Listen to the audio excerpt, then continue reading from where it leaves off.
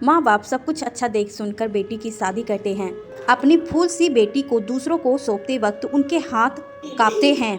शादी में जब कन्यादान की रस्म होती है तो कई पिता पपक कर रो पड़ते हैं।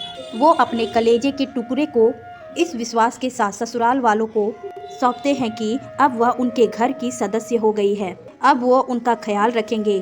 पिता अपने दामाद के हाथों को पकड़कर कहता है कि बेटा मेरी बेटी का ध्यान रखना।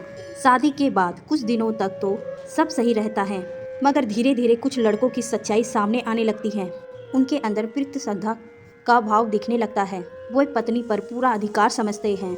उनके मन और तन पर अधिकार जताते जताते वे उसे मारने पीटते लगते हैं। पति बन जाने पर उन्हें लगता है कि पत्नी को मारा जा सकता है। उन्हें लगता है कि यह उनके अधिकार के क्षेत्र में आता है। उन्हें लगता है कि पत्नी के गलती करने पर उसे डांटना और सजा देना उनका कर्तव्य है। उन्हें लगता है कि पत्नी को हमेशा एक लाइन पर रहना चाहिए। शुरू में लड़कियां अपनी माँ से भी यह बातें छुपाती हैं। वो नहीं चाहती हैं कि मायके वाले को उनकी परेशानी के बारे में जानकर दुख हो, मगर जब पानी सिर से ऊपर हो जाता है तब वो बड़ी उम्मीद के साथ माँ को अपनी परेशानी बताती हैं। वो बताती है कि कैसे उनका पति उन्हें थप्पड़ मारता है। बेटी कहती है, माँ वो मुझे मारते हैं, माँ वो मुझे थप्पड़ मारते हैं। मुझे समझ नहीं आता है कि वो मुझे क्यों मारते हैं। मेरी क्या गलती है, आज भी मारा। मैं क्या करूँ, मुझे बताओ, मेरी समझ में नहीं आ रहा है। बेटी की बात सुनकर माँ दुखी हो जाती है। वह बेटी से कहती है कि इसमें मैं क्या करूँ। मैं तुम्हें वही बातें बता सकती हूँ जो मेरी माँ ने मुझसे तब कहा था जब तेरे पापा ने मुझे पहली बार मारा था। बेटी हैरान रह जाती है, क्या पापा तुम्हें मारते थे? माँ कहती है, हाँ एक बार मारा था। तब मेरी माँ ने कहा था कि पुरुषों को घर से बाहर जाकर बहुत सारा काम करना पड़ता है। वो हम पर गुस्सा नहीं उतारेंगे तो किस पर उतारेंगे। काम की वजह से कभी कभी उनका मूड खराब हो जाती है।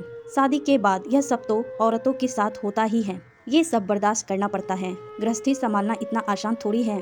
अपने घर को बचाने के लिए यह सब सहना पड़ता है। ऐसा तो नहीं कि वह तुमसे प्यार नहीं करता। पक्का तुमने कोई गलती की होगी। एक बार बच्चा हो जाएगा तो सब ठीक हो जाएगा। बच्चा सब ठीक कर देता है। वह तुम्हारे पति को बदल देगा। अगर ऑफिस में उनका मूड खराब ना होता और उसे गुस्सा ना आता तो वह तुम्हें ना मारता। शादी के बाद पति का घर ही अपना घर होता है। कहा जाता है कि लड़की के मायके से डोली उठती है और ससुराल से अर्थी, तो उसके बिना क्या करेगी। वही अब तेरी दुनिया है।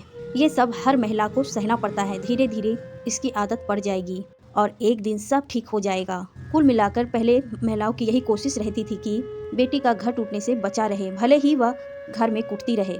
अब माओं को अपनी बेटियों को सीख देनी चाहिए कि अगर पति मारता पीटता है, घरेलू हिंसा करता है तो बेटी तुम सबसे पहले मुझे बताना। मैं उससे पूछूंगी कि उसकी इतनी हिम्मत कैसे हो गई। फिर पुलिस स्टेशन जाकर उसकी शिकायत करेंगे और तुम तलाक देकर उसे छोड़ देना। मैं तेरे साथ मिलकर उसे सजा दिलाऊंगी। तेरी जिंदगी सबसे अधिक महत्वपूर्ण है, इसीलिए लोग क्या कहेंगे इसकी चिंता मत करना। पति मारे तो समाज क्या कहेगा, यह ना सोचकर वह करना चाहिए जो तेरा मन करे। अपने बारे में सोचना, वह करना जो सही है। फालतू में किसी की मार क्यों सहना, किसी के हाथों से पीटते रहना। छी, ये भी क्या जिंदगी है। माँ को कहना चाहिए कि बेटी तो वह कर जो तू चाहती है।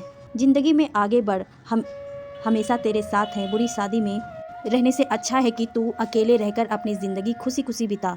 अपने बारे में सोच और खुलकर ये ज़िंदगी अपने लिए जी। ऐसे में माओं को अपनी बेटियों को यह सिखाना चाहिए कि भले ही कुछ भी हो, ससुराल में जुल्म मत सहना। अगर तुम सही हो तो सारी दुनिया तुम्हारे साथ है, बाकी जो होगा हम देख लेंगे। यानी अब माओं को सोचना चाहिए कि जो भी हो बेटी की ज़िंदगी बची रहे। माँ बाप की जिम्मेदारी है कि वे अपनी बेटियों को पढ़ा लिखा कर आत्मनिर्भर बनाए, ताकि वे अपने पैरों पर खड़ी होकर अपने लिए फैसले ले सके। वरना वे पति के हाथों कुटती पिसती रहेगी और एक दिन हमेशा के लिए खामोश कर दी जाएगी।